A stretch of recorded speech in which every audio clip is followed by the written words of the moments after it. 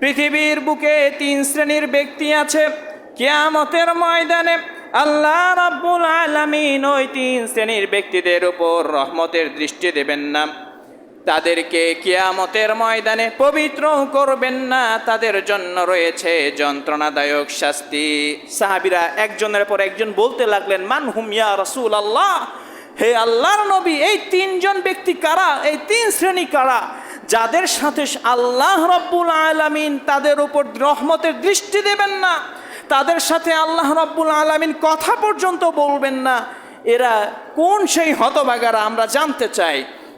আল্লাহর নবী বললেন, আল মুসবিল, এক নম্বরে হলো যে ব্যক্তি যখন লুঙ্গি পরিধান করে কিংবা জামা পরিধান করে, তার জামাটা কিংবা লুঙ্গি কিংবা প্যান্ট টাকনুর নিচে চলে যায়।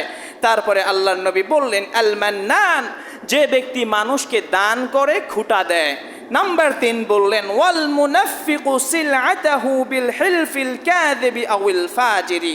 নাম্বার 3 হলো এমন ব্যবসায়ী যে ব্যবসায়ী তার পণ্য বিক্রয় করার জন্য মিথ্যা কসম খায়, বলে যে আল্লাহর কসম খেয়ে বলছি এই দামে বিক্রি করলে আমার লস হয়ে যাবে, এত দাম দিয়ে কিনে এনেছি, অথচ সে এত দাম দিয়ে কিনে আনেনি। এই যে আল্লাহর নাম দিয়ে সে মিথ্যা কসম করে পণ্য বিক্রি করছে, এই তিন শ্রেণী, তাদের দিকে আল্লাহ রাব্বুল আলামিন কিয়ামতের ময়দানে রহমতের দৃষ্টি দেবেন না এবং তাদের সাথে কথাও বলবেন না, তাদেরকে পবিত্রও করবেন না, তাদের জন্য রয়েছে যন্ত্রণাদায়ক শাস্তি।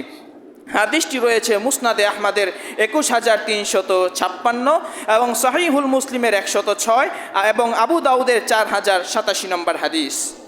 আল্লাহর নবী সাল্লাল্লাহু